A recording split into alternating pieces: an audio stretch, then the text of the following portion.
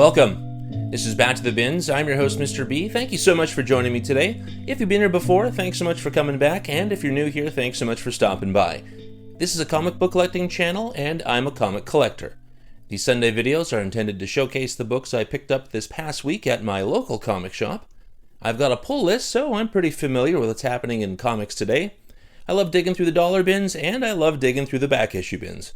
So, if that sounds interesting to you, and you'd like to join me on my journey back to the bins, why don't you take a look over here, and I'll show you what I picked up.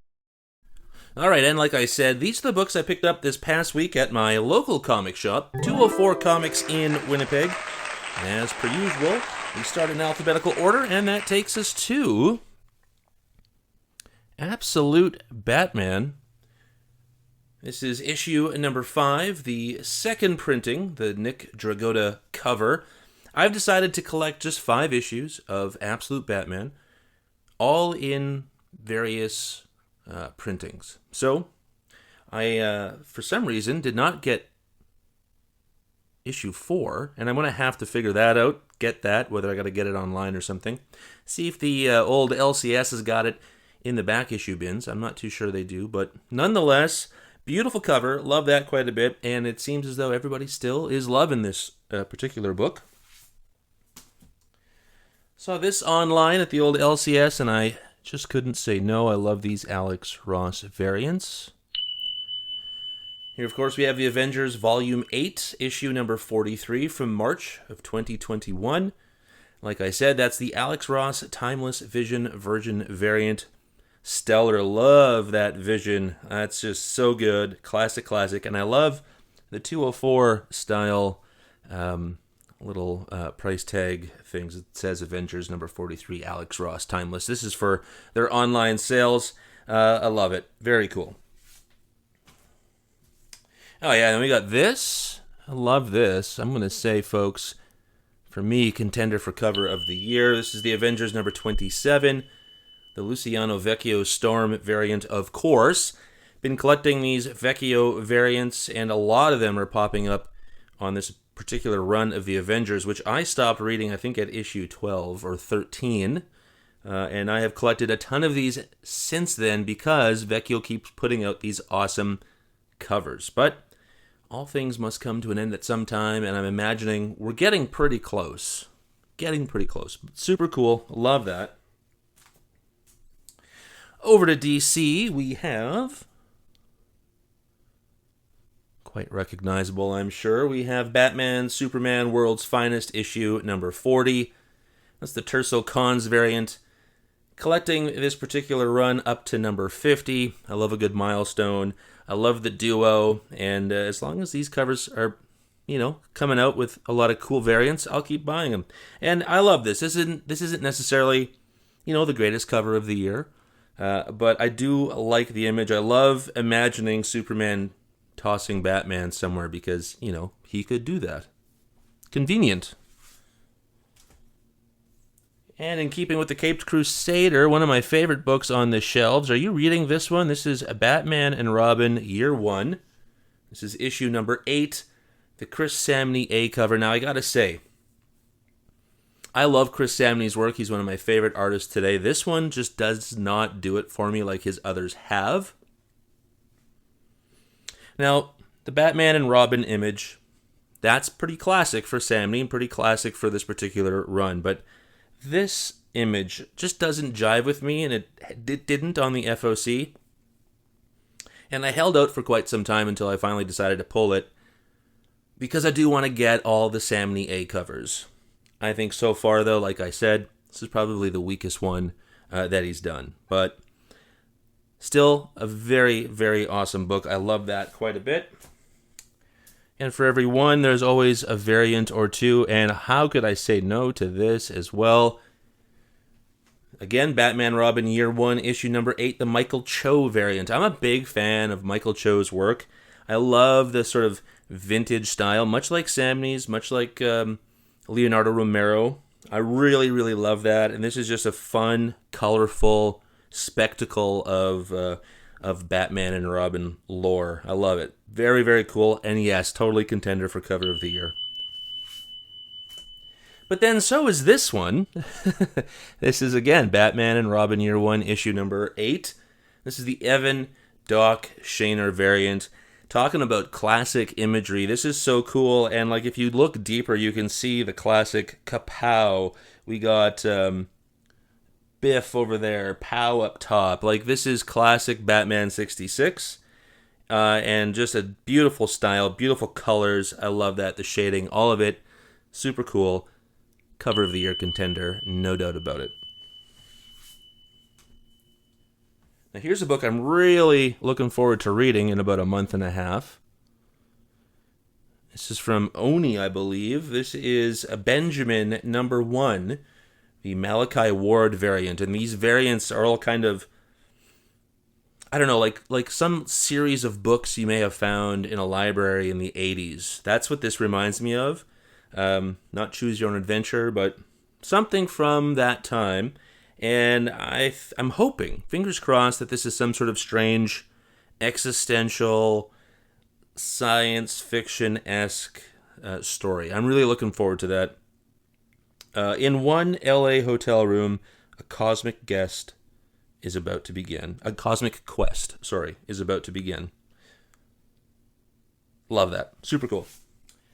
Oh yeah, I got another contender for cover of the year, folks. This is Bring On the Bad Guys Doom issue number 1.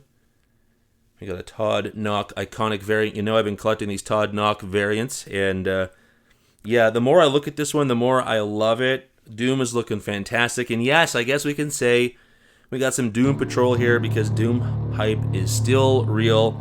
Very cool. Love that. Super, super nice. I want to read it. I think I probably will. But if anything, the cover is just lovely, and I've got a long line of these Knock iconic variants already. So great to add to the collection. A lot of Batman this week. Here we've got another one. This is Batman Detective Comics, issue number 1098, the Chris Stevens variant. One of my favorite things about this one is not only the cool sepia tone and the sort of explosive action, but the detail of the boots, the grip on the boots. You don't see a lot of grip on boots. Maybe a little bit more these days. I was remembering now the Bermejo variant cover for Spider-Man ASM. Maybe that was issue 1, where you can get that kind of grip on soles of shoes and stuff. But a trope for comics to me would be like these guys that don't wear any grippy shoes, and it's still like, how are you running? This makes sense. I like that. This was a book that really surprised me when I read it last week. I enjoyed the first issue quite a bit. Looking forward to this one too. This is Don't Run with Scissors, issue number 2, the Lorenzo Scaramella variant. Yeah, really like this book. Looking forward to it. I think this is a limited series, so 4 issues, maybe 5 issues. Very cool. Like it a lot. Looking forward to it. Are you reading this? Let me know in the comments. Here's a beautiful cover. Not only that, but an iconic book on top of it. The Fantastic Four, issue number 49 from January of 1966. This being the 2025 facsimile, of course. We got a Jack Kirby cover. Jack Kirby, Stan Lee working on the interiors. This is the first appearance of Galactus, and of course, gearing up for all things Fantastic Four this summer. I'm on holidays when it premieres. I should probably get a ticket. I'd like to see it sometime in the afternoon, right after it first premieres. I don't need to see it on opening night, but want to see it sooner than later. And I like that I got some holidays right around that time, but this is just cool. Love that. Love how many of those facsimiles are putting out these days. Keeping with Marvel and its first family, here we have Fantastic Four Fanfare issue number 2. This is the Russell Daughterman variant. I think this is a beautiful cover. Definitely a contender for cover of the year. Look at how fantastic, literally, everybody looks here. So, so cool. Here's another book that I've been really enjoying. Saw some negative comments about this particular issue on League of Comic Geeks earlier today, but I'm not going to let that bother me. I've certainly enjoyed it. This is I Was a Fashion School Serial Killer issue number 3, the Daniel Hillyard A cover. Yeah. it is what it says it is. What do you want me to say? Here's a book, too. Took me by surprise. Probably one of my favorite minis that I'm reading right now. This was very, very good. First issue, well worth it. This is Los Monstruos number 2. This is the Jesus Marino cover.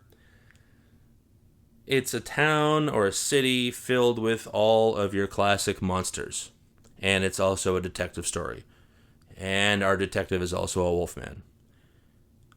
I love it. And it looks fantastic. It's beautiful. Great cover here. Great artwork inside. Fantastic story. I'm not looking for things to change and revolutionize comics. We just need good storytelling. And this is it right here. Look for this. You could probably still find issue number 1 somewhere. I love this. Looking forward to reading it. Here's a comic I'm just getting the first 5 issues of because I've enjoyed the first 5 covers. So here we have Superman Unlimited issue number 2, the Lionel Francis Yu variant. That is a beefy looking Superman. I'm here for it. Very classic. Super cool. Potential for cover of the year right here. And like I said, the first 5 issues I've seen, obviously on the FOC, what they look like. I love it. Going to grab them just because I think Superman's iconic. These look great. I'd love to get them all together. We'll show them to you at some point. But yes, very cool. Are you reading this? Let me know. Here's something I'm reading that I've been really loving. And I also got to say, I think this is a contender for cover of the year. There's something about this cartoony look that I really, really enjoy. This is Usagi Yojimbo, 10,000 Plums, number 4. The Hitoshi Ariga variant. It's been a fun book. You know, I didn't know a lot of Usagi Yojimbo outside of the Ninja Turtles cartoon, so, you know, to read this it has been a fun read. Pretty simple, but fun. I like it. It's straightforward. Stan Sakai, you can't go wrong. Beautiful cover. Cover of the year. Potential. Love it. Here's another one that checks off all the boxes. Have been really enjoying this story. It's a little out there, almost in the same way that Martian Manhunter is out there. Here we have Zatanna. This is issue number 5. The Sebastian Fomara variant. He is one of my favorite artists today. I'm glad I found him this year.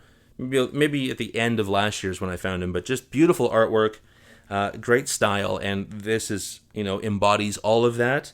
Like I said, kind of similar in This Is Magic, whereas Absolute Martian Manhunter is alien, but there's something about the sort of twisted nature of it all. It's just a little bit skewed. I've really enjoyed, and I think Zatanna is becoming more and more popular. I don't really know that much about her outside of just what I've read so far. So I like this a lot. Beautiful cover, and yeah, nice to add to the collection. Looking forward to continuing that story.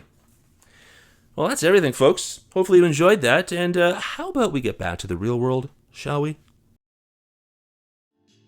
Well, it's a great stack of books. Hopefully you enjoyed what you saw, and if you did, why don't you like, comment, and subscribe? It really helps to build the channel, and I'd love to develop a community of people who just really love comics. Thank you so much for joining me today. We'll see you next week, and until then, remember, comics are good.